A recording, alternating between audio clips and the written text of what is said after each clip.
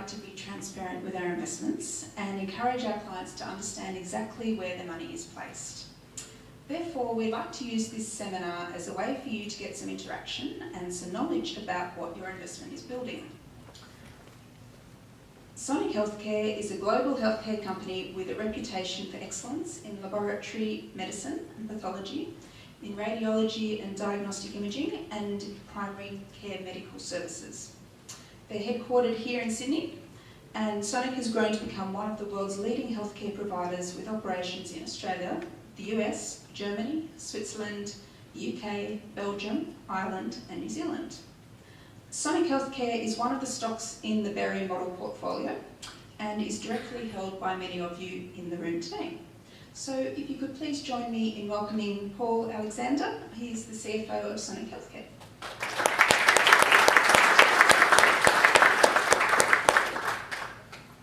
Good afternoon, ladies and gentlemen. Thanks very much for this opportunity to talk to you today about Sonic. It's a company I'm very passionate about. I've been with Sonic for 21 years, almost. And it's the culture and the success of the company that has kept me there that long. Sorry, just get my technical stuff sorted out here. So I'm the Deputy CFO and Company Secretary, and as I say, been there almost 21 years. Need that stuff. This is Sonic on one page. So we are the third largest medical laboratory company in the world. The two larger players are in the US, and they're pretty US centric, so we're certainly the most global of any lab player around the world. Pathology or laboratory medicine makes up 83% of our total revenue. Imaging, which you might know better as radiology, makes up 9%. And then our clinical services division, which is mostly medical centres and occupational health, and there's a few other smaller businesses in there as well, make up the balance. To give you an idea of the scale, we see over 108 million patients per year, so we provide services to over 108 million people.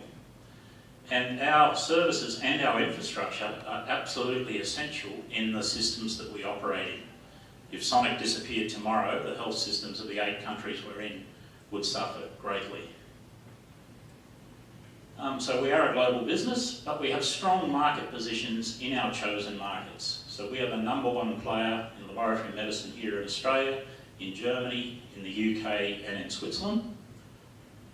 We are the #1 player in medical centres and occupational health here in Australia. And we're the #2 lab player in Belgium and New Zealand, and the #2 lab player in imaging here in this market. And we're #4, maybe #3, depending on how you measure it, in the US. So we are one of those companies that does benefit if the Australian dollar weakens, as per our previous presenter, because of our large US business. Our revenue, these are last year's numbers, FY17, a bit over 5 billion in revenue, and that's more like 5.5 this year. EBITDA approaching 900 million, and NPAT well above 400. We maintain an investment grade balance sheet, so our credit metrics are investment grade, and our banks and our bond lenders, we access the US private placement bond market, certainly see us as strong investment grade. We operate a culture that we refer to as medical leadership and a federation structure, which we believe provide us significant competitive advantages in the markets that we operate. And I'll come back to that because it's a very important part of the Sonic story. We were listed back in '87.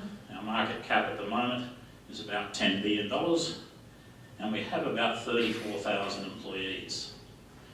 So starting in Australia back in '87, Sonic bought its first pathology laboratory, which is actually called Douglas Laboratories, and it was based here at Top Ryde.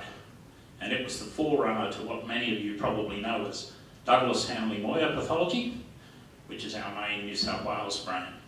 And Hanly Moir was an acquisition for Sonic back in 1996. So it's been Douglas Hanly Moir for quite a long time now. We led the consolidation of the pathology market here in Australia through the 90s and 2000s.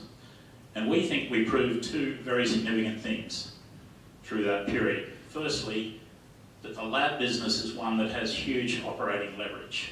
What do I mean by operating leverage? Advantages of scale. So there's a fairly significant fixed cost infrastructure in our business. You need to have big laboratories, you need to have collection centres, you need to have courier networks. But if you can pour more volume, more tests, more patients into that one set of infrastructure, then you'll produce ever-increasing margins and profits. And it doesn't matter whether that volume growth is through organic growth or through acquisitions, and acquisitions have certainly been an important part of the Sonic story over the last quarter of a century.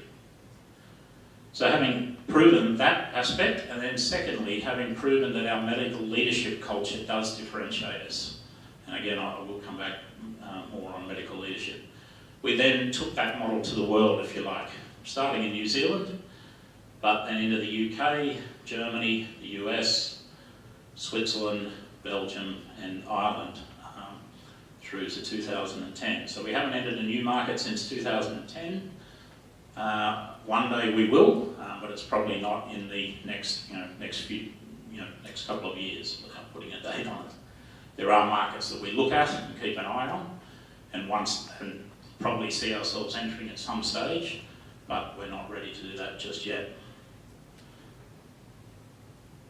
So what is our business all about? And many of you will probably have experienced some of our services, but the lab medicine or pathology side, it's all about diagnosis and monitoring of diseases through examining specimens of blood, other bodily fluids, or tissue of the body as well. Lab testing is an absolutely essential part of healthcare. You can go to your GP and he can look down your throat, or he or she can take your blood pressure, and they can ask you how you feel, but that's about it. The only way that they can really get good information on what's happening in your body is by ordering tests from a lab like Sonic. So without pathology, you don't really have a modern healthcare service. We perform a menu of about 3,000 different tests in our labs. Everything from the most basic test, which is called a full blood count, right through to very esoteric tests like genetic testing. And that range changes a bit over time. Some of the older tests fall off because they've been superseded, but new tests like genetic testing come in the front end as well. And we effectively act as consultants to other doctors. So our pathologists and lab people are providing advice to your doctors, your GPs, your specialists, so that they can make a diagnosis or monitor your disease should you have one. In diagnostic imaging, you're probably familiar with the various imaging technologies that we have, things like X-ray, CT, ultrasound, MRI, PET scanning, nuclear medicine, etc. And the imaging is normally carried out by a technician, but then is reported on by a radiologist or nuclear physician. And again, we're reporting to a referring doctor normally, not necessarily directly to you as the patient. We have very highly favourable industry dynamics which drive growth in our industry. And it's non-cyclical growth as well, so you'll see in a minute that our revenue is quite consistent. Lab testing drives about 70% of all medical decisions. As I said, your family doctor could look down your throat and check your blood pressure, but he really needs testing to make a diagnosis.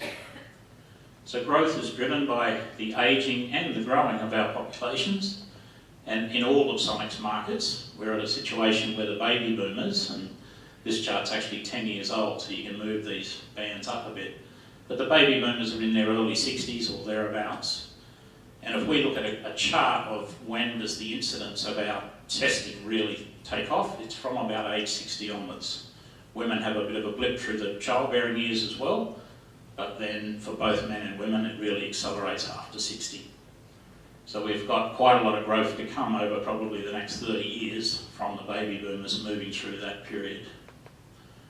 Preventive medicine and screening programs are driven by diagnostics, and a good example of this is the contract that Sonic won late last year, which started in January this year, which is the National Bowel Screening contract here in Australia. So when you turn 50 in Australia, you get a nice little package in the mail, which now comes from Sonic, which asks you to collect a specimen, and we're screening the population looking for bowel cancer. And it's a very proven screening program, it's actually saved many, many lives. So please return the specimen when you get your kit. It's not just from age 50, it comes after that as well. But we've just taken on that contract in Australia and worth about $30 million per year in terms of revenue for Sonic. And there are more programs like that being rolled out in countries all around the world. We would argue that a low-cost diagnostic test performed by us will reduce overall healthcare costs over time by reducing the need for acute care. So all funders of healthcare, governments, insurance companies, etc. around the world are under pressure because healthcare costs keep growing. So we say, hey, spend your money with us, spend it on on the front end of medicine, and we'll diagnose the disease early so it can be cured early and not incur the acute costs later on. So whether that's a cheap diabetes test that picks up an abnormality there and allows someone to change their lifestyle, etc., and that avoids blindness or amputation or anything else that might happen at the acute end, or whether it's a pap smear which detects an abnormality which can be corrected in a minor day procedure instead of going on to develop cervical cancer. So good value in our testing. New tests and technology stimulate growth, things like genetic testing and MRI, not that they're that new anymore, but MRI and PET testing. And of course, thorough testing reduces litigation risk for referrers as well, so they won't miss something in your diagnosis. Another driver is just the ongoing increasing awareness of health concerns amongst consumers. So I'm not sure how many of you are wearing a Fitbit today, but it seems like every second person I come across is. And that's just a sign of how everyone is so much more interested in their health now. My father probably never tested his cholesterol until the last few years of his life, whereas I certainly do that much more often. So what does that mean? On average, we grow at about 5% organically each year, and it's very, very consistent. In Sonic, we have what we believe is a proven strategy of utilising our unique medical leadership culture and our structure to drive both organic and acquisition growth.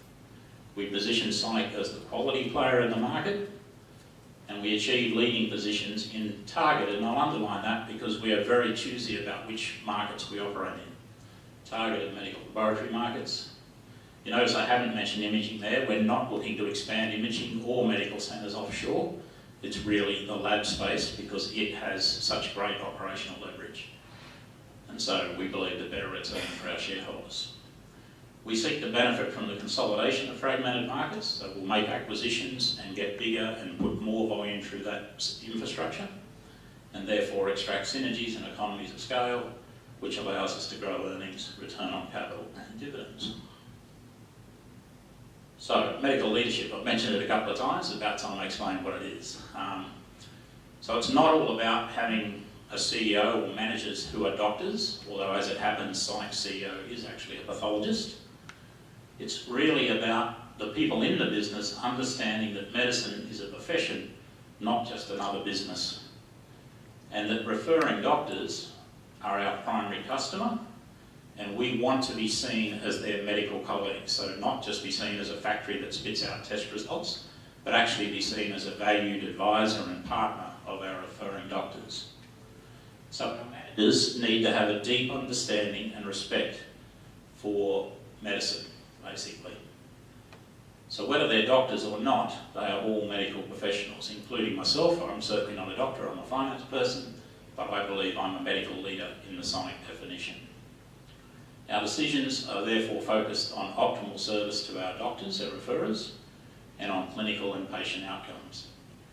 And so that manifests itself in many, many ways, thousands of different things, whether it's having the best app for doctors to be able to order tests or access results, whether it's having a subspecialised pathologist so that when your specialist calls up with a very complicated diagnosis and needs more information, we have someone there that is a true expert in the field that can lead them through. It's about providing education materials to doctors, publications, all of those sorts of things. And this medical leadership concept is very important. It does three major things for Sonic. Firstly, it resonates internally with our staff. So most of our staff a scientific or medical background, and the reason they're working in that field and in our company is because they want to help people, and they're interested in science and they're interested in healthcare. The average lab technician does not make a lot of money. They're there for more than just the money. And so to have a company that really embraces that part of the business, the medical side, resonates with them and motivates them. So we're a service industry, and we find that our people go the extra mile because of that culture. It resonates with referrers, the doctors who refer us our patients as well. And if you looked at Sonic's history, we've almost always grown faster organically than our major competitors in each of our markets. And we attribute that straight back to medical leadership and all the things that go with that. So doctors choose to use Sonic versus another lab because of our culture.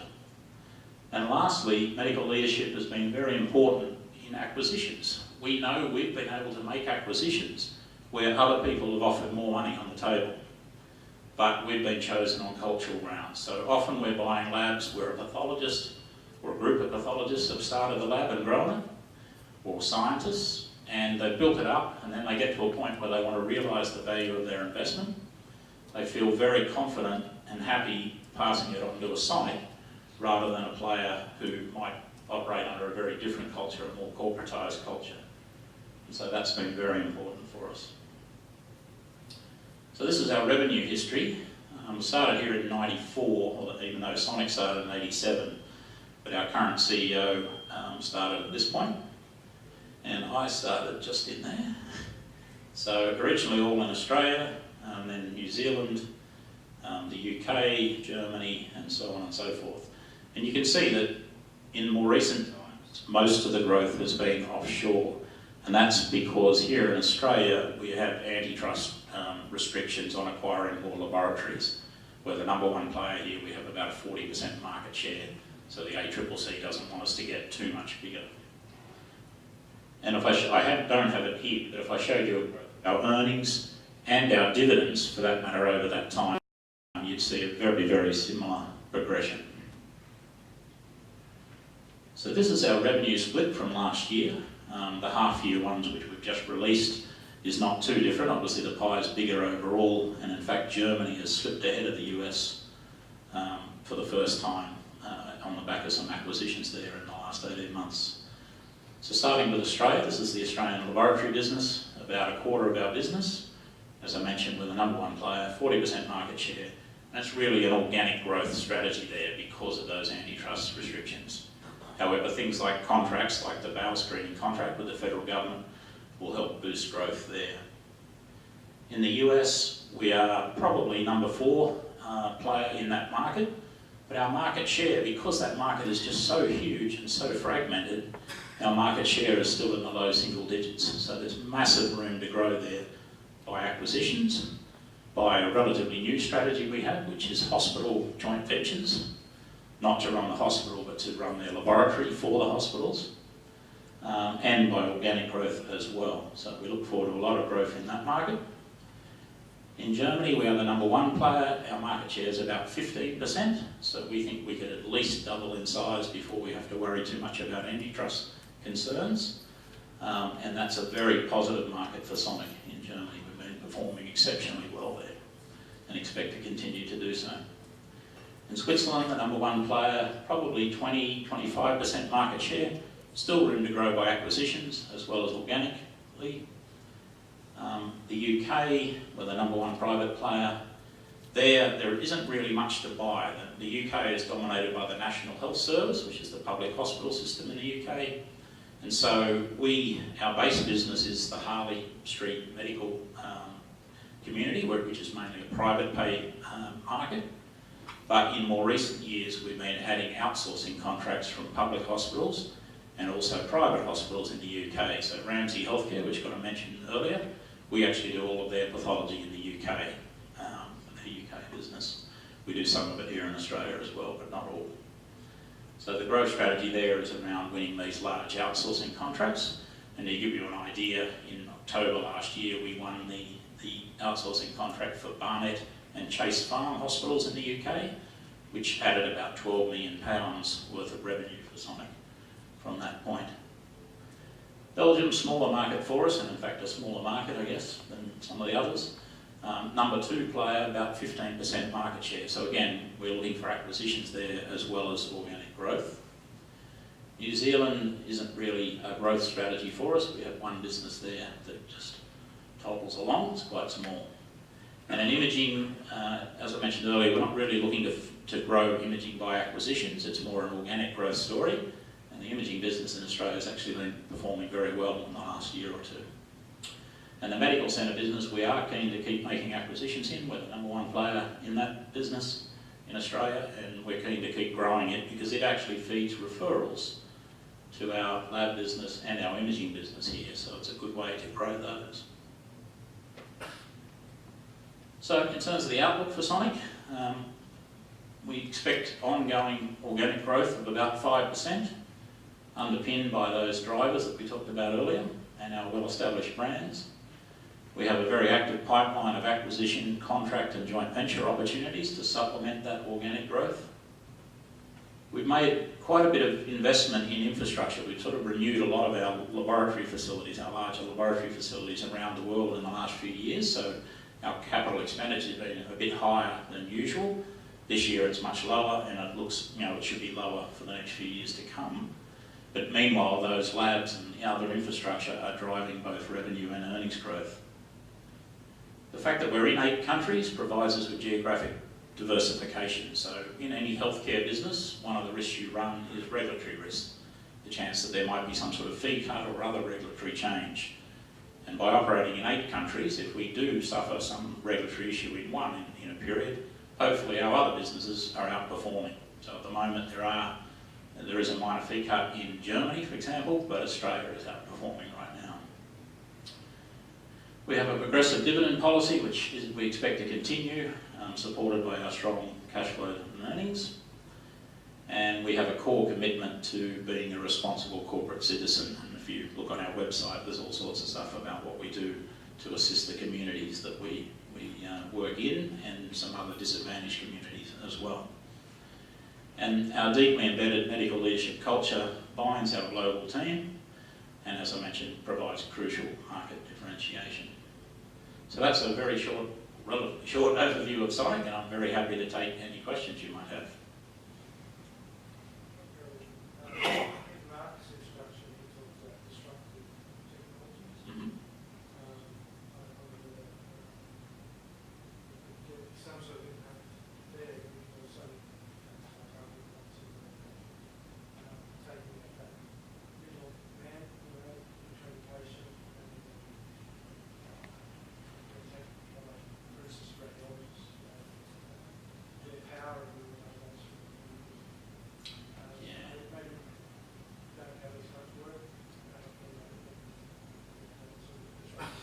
So if we deal purely with radiology to begin with, so artificial intelligence is definitely going to have an impact, a significant impact on radiology or our imaging business.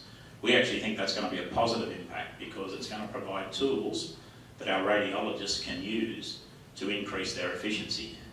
And radiologists are quite expensive staff in our business and very important staff. So anything we can do to help make them more efficient, that is an improvement overall. So it may mean that we need less radiologists per patient going forward, but we are growing all the time, so I don't think we're going to need less radiologists as such, but there'll be a productivity benefit from that. In terms of other disruptive technologies, this is something that I think all companies keep an eye on, and we certainly do. I mentioned before that we offer a range of about 3,000 different tests.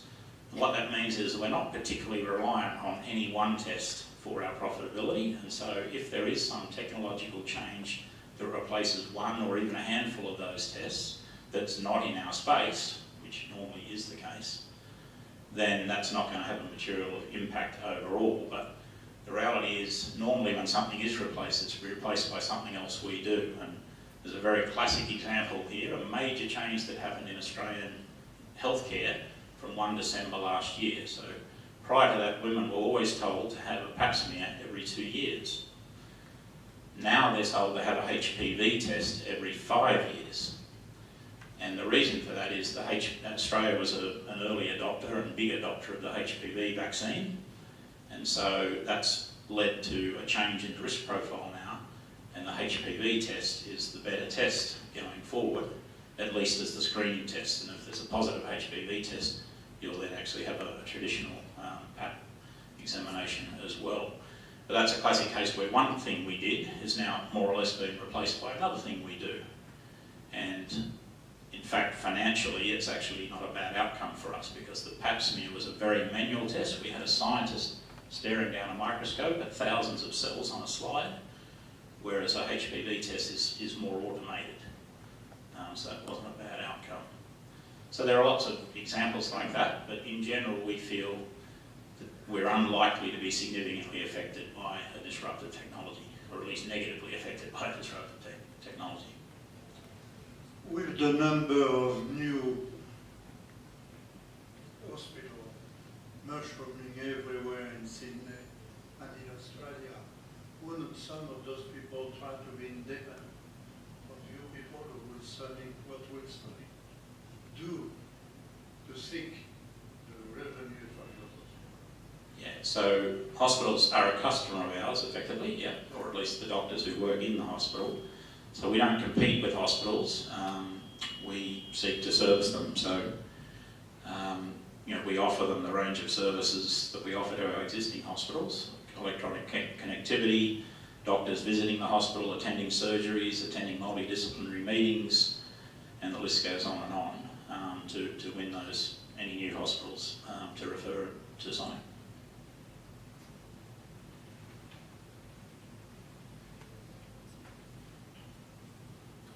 Thanks, Paul. Just my question refers to two questions. Firstly, the impact of government spending. As a percentage of GDP, I think most of your markets have been going up. But these countries are also suffering from high debt, so they're trying to cut back and giving tax breaks for the country. So what sort of impact that would have on you? That's firstly. And secondly, you mentioned specifically that there wasn't going to be any acquisition in the next year or two. Can you just explain why? Thanks. So sorry, just to clarify that second one first, I meant there will be no acquisition in a new country probably in the next year or two. Now even that's not a certainty. If the right opportunity arises, perhaps that does come forward. But I would certainly expect that we'll make more acquisitions in our existing countries within the next 2 years. I almost guarantee that. It's a core part of our strategy. On your first point about pressure on government budgets, sure, you're absolutely right. That's the point I was making earlier about we seek to educate governments that if you spend money at our end of the healthcare system, you'll actually save money overall. And the bowel screening campaign is a good example of that, where not only is that a better outcome for the patient, but it's actually a better outcome for the healthcare system as well, the funding system. The other thing is that if you look at the total of healthcare spend in Australia, pathology is about 2%, and imaging's not much more than that as well. So we are a very small part of that overall spend. The big spend is all in the public hospital system and in the private insurance area as well. So if you're looking for major savings, it's not really going to come from us. It needs to come from some of those bigger components of the spend. Was there something that happened a few years ago in Australia that impacted on your operation and share prices 3 years ago. That was basically my question. That would be my question. A couple of years ago, the government changed. About 3 or 4 years ago, the government changed the requirement and registration of pathology rooms, that no longer they would be registered. So any sort of doctor, which had an impact, I believe, probably on Sonic or Douglas Hanley more in terms of the number of staff that you had to put on to cover these rapid increases in outlets. Yeah. Okay, so the change you're referring to actually happened from 1 July 2010, and it was a change. Prior to that, the number of collection centres that a lab could operate in Australia was capped, related to the volume of that lab. The government saw that as anti-competitive, and so they removed that cap in 2010. Unfortunately, that had that did lead to a bit of a cost blowout for the lab industry as different players tried to win market share by opening a collection centre in a doctor's surgery and offering to pay that doctor rent for that collection centre. So that has added a lot of cost to the industry and to Sonic, but the good news on that front is that over about the last 18 months, those costs have plateaued and the market is behaving more sensibly now, and we're back to growing our margins in Australian pathology.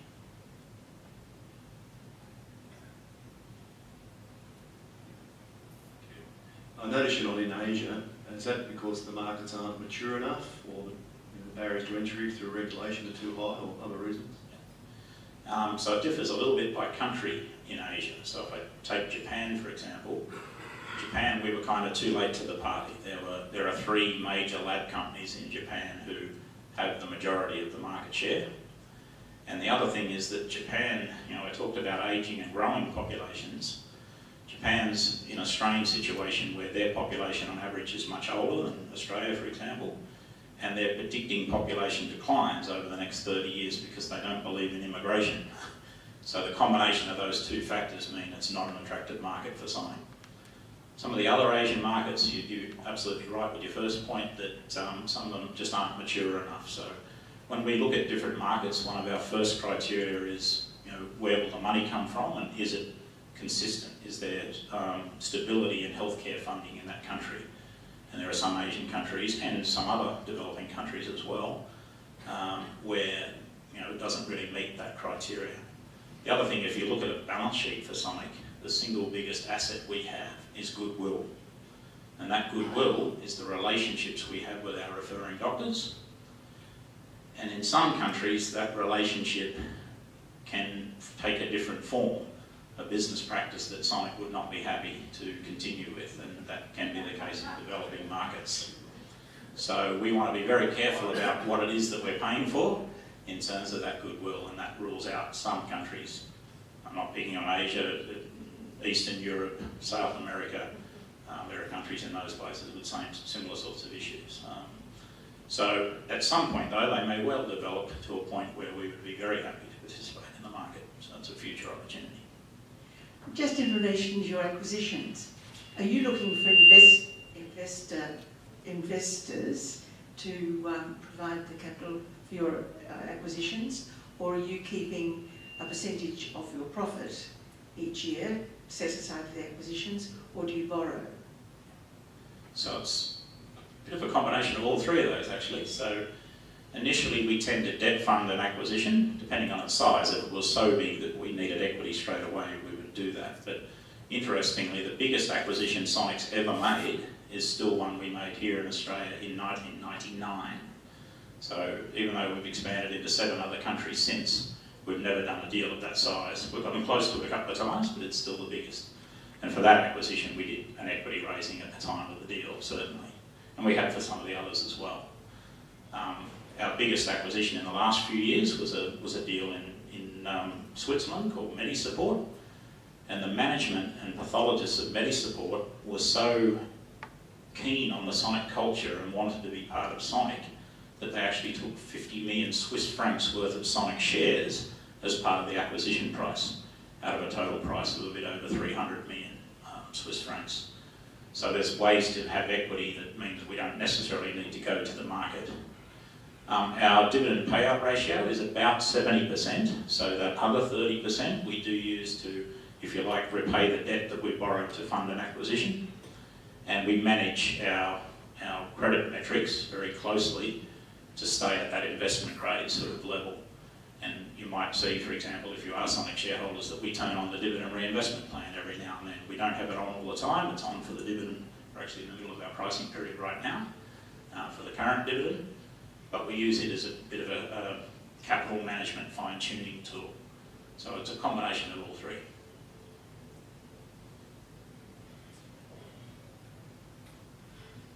Would it be possible to know, is Sonic at all involved in helping Médecins Sans Frontières or any other group of medicine who are actually in Syria and Lebanon, who must be very much in need of your help? Okay, So we have a program within Sonic we call our Catalyst program, and it is all about using our expertise to improve the lives of people in some of the most disadvantaged areas of the world. Now, Syria is actually not a place we're in right now, but certainly parts of Africa and other places. So Africa, a good example, in the Democratic Republic of the Congo, Sonic, well over a decade ago now, set up a laboratory in the main hospital in Goma, the capital of the DRC.